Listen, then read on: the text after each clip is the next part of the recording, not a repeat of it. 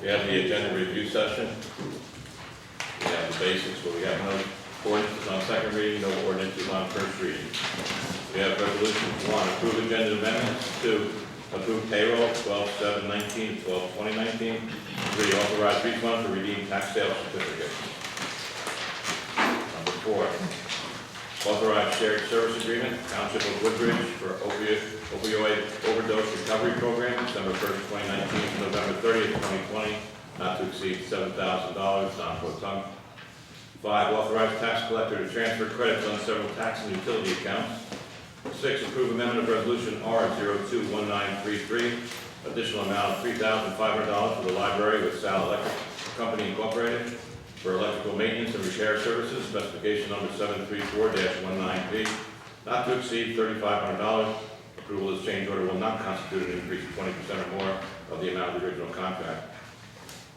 Number 7, approve award of contract 3 years with N-Court LLC for credit card processing for municipal court fees and financial obligations, 3-year period commencing December 30th, 2019 and ending December 29th, 2022, not to exceed $79,600 fair and open.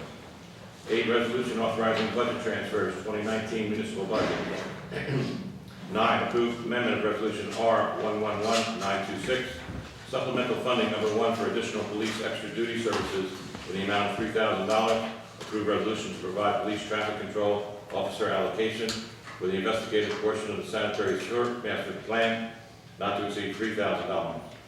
Number 10, approved amendment of resolution R081966, change order number 4, final credit with Top Line Construction Corporation for Joyce Kilmer Avenue roadway improvements, specification number 922-18. Credit amount is $44,302.13. Approval of this change order will not constitute an increase of 20% or more of the amount of the original contract. 11, approve authorization to advertise for 2020 industrial waste analysis, specification number 934-19.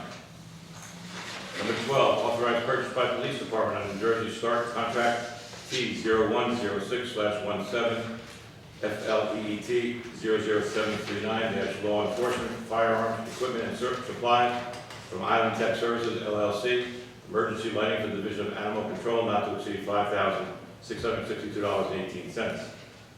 13, authorized purchase by police department under New Jersey Start contract T0106/17 Fleet 00744, Island Tech Services LLC for installation services for 1 animal control vehicle, not to exceed $5,201. Number 14, approved payment for emergency procurement from the Public Works Department for cleaning of a sewer backup at 703 Jersey Avenue with Pumping Services Incorporated, not to exceed $5,506.05. Purchase order number E27699. 15, approve amendment of resolution R081936, additional funds to pay December 2019 invoices with Aetna U.S. Healthcare, additional POS, July 1st, 2019, June 30th, 2020, the amount is $750,000. We have items for discussion by council and then public comment. All right. Call to order. Roll. Councilmember Egan. Here. Councilmember Escobar. Here. Councilmember Fleming. Here. Council Vice President Socorro Ludwig. Here. Council President Anderson. Here. Please be advised that the notice requirements of the Open Public Meeting Act have been complied with and satisfied, and that the annual notice, which gave sufficient notice of the time and place and conduct of all public meetings of the municipal council of the city of New Brunswick, has been filed with the city clerk, has been placed on an appropriate bulletin board in the lobby of City Hall, New Brunswick, New Jersey, and has been transmitted to the official newspaper for the city of New Brunswick, namely the Home News Tribune. Would everyone please stand for the pledge of allegiance? I pledge allegiance to the flag of the United States of America and to the republic for which it stands, one nation, under God, indivisible, with liberty and justice for all. Just if you would remain standing, a moment of silence for our men and women in our armed forces, overseas and here, those who have died, those who have come back wounded, especially lately for the New Jersey native who died.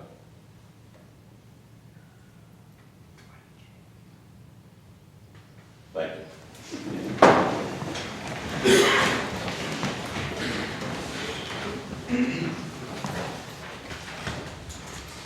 All right, approval of minutes. Make a motion to approve minutes for December 4th. Second. Councilmember Egan. Yes. Councilmember Escobar. Yes. Councilmember Fleming. Yes. Council Vice President Socorro Ludwig. Yes. Council President Anderson. Yes. Report of correspondence by the city clerk's office. Yes. Item 1, a letter from the Middlesex County Office of County Council regarding the proposed sale of roadway improvements along the former alignment of New Durham Road located in the township of Edison. Item 2, a notice of public hearing by the Borough of Highland Park Planning Board regarding the bike and pedestrian plan. Item 3, a letter from James Pagano requesting a final inspection and release of a site performance bond for 49 Bartlett Street.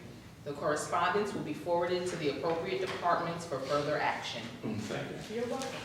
We have no public hearings, we have no ordinances on second reading, we have no ordinances on first reading.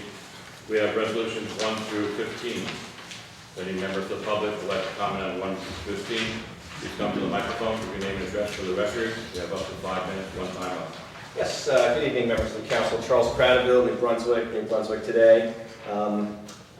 It's the first one I'd like to ask about is 1964, the opioid overdose recovery program. I think I found an error in the resolution in the 4th clause, whereas the agreement shall be in the total amount of $7,000, parentheses $7,000, comma, $5,000, parentheses $6,000 of this amount. Can you confirm that's an error, or which is the correct amount for the administration fee, $5,000 or $6,000?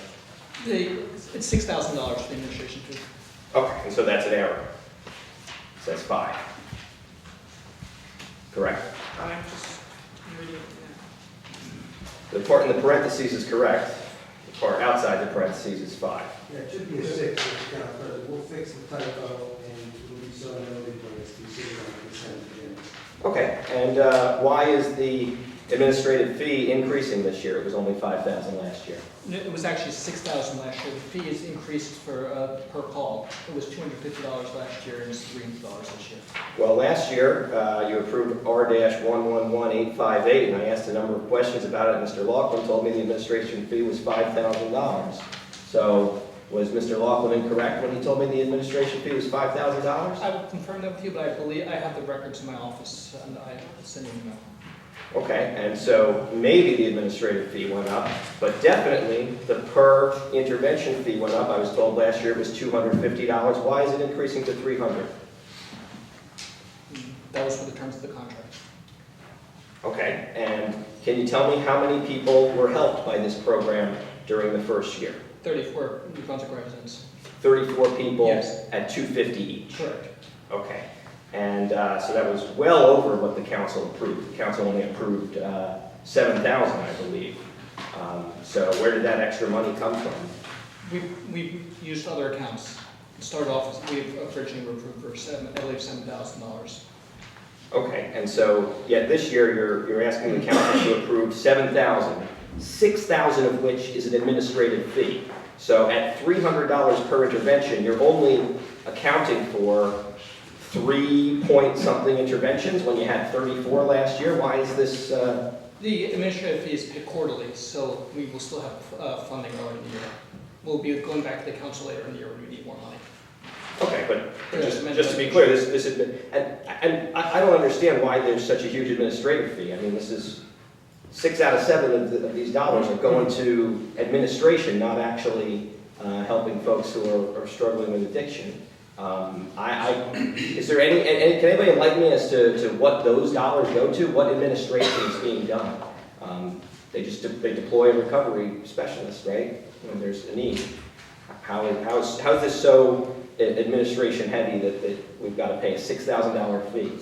Woodbridge does employ full-time employees as the recovery specialists. They're a township employee. Correct. Okay, because I was told last year they may be township employees or agents under contract. You're telling me today they're all. I can't say all, but they do have employees on staff. Okay, well, I know they have Bonnie Nolan, but I don't know of any other employees in the program. Maybe there's been a change. But can you tell me what other towns are engaged with the Township of Woodbridge for this shared services program? That I can tell you. Okay, it's a question I asked last year. It's a simple question. Can anybody speak to the track record of the program? Are there any statistics or supporting documentation to show that this is actually helping? We do have some documentation, yes. Okay, and could you share that with me? Sure, we can get you the documents. I'd appreciate it. Yeah, I feel like, also this is being done non-pro-tunc. Is there a reason that this is being done late? And, last year you had it before the agreement started. Why is it being done in December if it already has gone into effect? We received a copy of the agreement from Woodbridge only a week or two ago. Less than 2 weeks ago. Okay, so they're jacking up the prices, and they didn't even get you the contract before the old one had expired. I just think that's dubious. If you're going to give somebody a price increase, you give them a little notice. You don't tell them a week or two into the second year. That's not a good practice. He said it was part of the original contract. He said it was part of the original contract, that's why they knew the fee was going up already. I'm just saying what he commented on. I don't believe that's the case. Last year's contract specified $250, right? This year's specifies $300. Correct. When did the city become aware of the increase? I believe we're on the new contract. Right, so already into the term, because they didn't get it to you before December 1st. Yeah, I don't think that's good. Could I just ask about the 703 Jersey Avenue? What was the deal with the sewer backup? What site is that? And, It's the location of Warmer Bread. It's a bakery. They had a coating process that coagulated in our system. It's the second time they're currently adding a grease interceptor for an expansion to a new production line. So we're anticipating that the addition of this grease interceptor will alleviate the issues that we're having. okay, and are they going to pick up the tab for that or no? Yes, we have letters out to them, not only to pay for the pump service, but for the overtime for public works. Thank you, Connie. Thank you. Anyone else from the public on the resolution? Seeing none. Move the resolutions? Second. Councilmember Egan. Yes. Councilmember Escobar.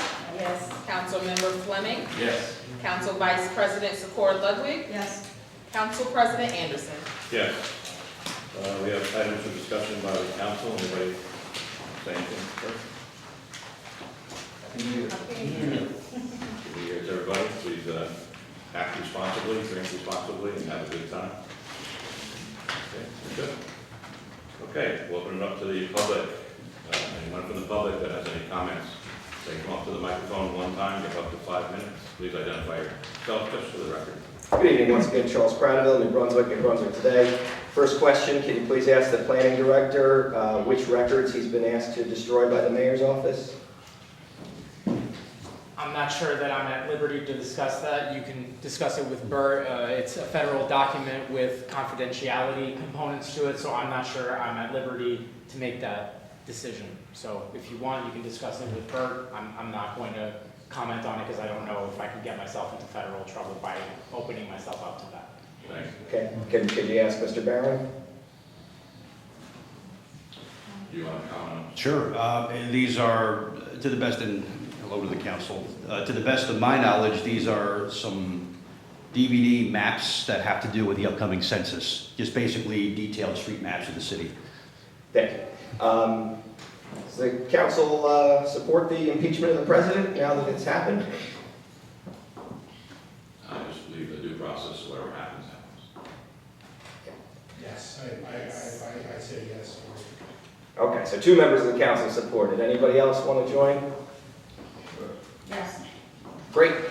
I agree that criminals need to be held accountable. No one should be above the law. And speaking of that, I want to ask about Robert Wood Johnson Hospital. It's come to my attention that they are violating the Americans with Disabilities Act. I've raised this to the planning board. I have the support of the planning board. I've raised this to you a number of times. I've raised this to the planning director more times than I can count.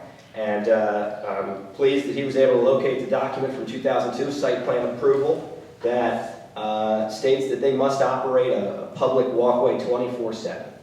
And it must be accessible to people with mobility impairments. And I think that the city needs to step up and hold them accountable. Can I ask, what's the standard procedure when the city learns that someone's violated the conditions of a site plan approval?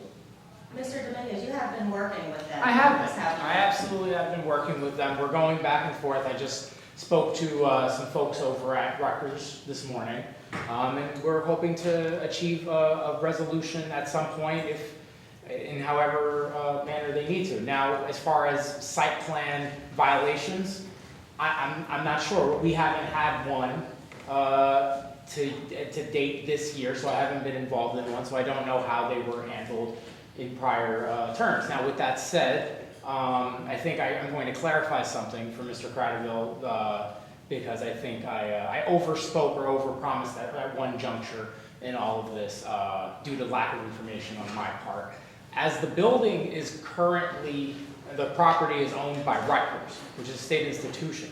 While they are not complying with the parameters of the site plan that was adopted in 2002 and I think reaffirmed in 2004, we don't have zoning powers over Rutgers as a state entity. We don't have statutory authority to use zoning as a tool to force them to do this. So we're having an open discussion with them and trying to bring them to correct. But I cannot issue a zoning violation. They are not in violation of zoning legally. If you want to use it in a common sense that they are in violation, that's a different discussion. And I did say at some point that they were in violation, and I overpromised because I didn't know that Rutgers was the property owner. As such, zoning as a tool for remedy here is limited.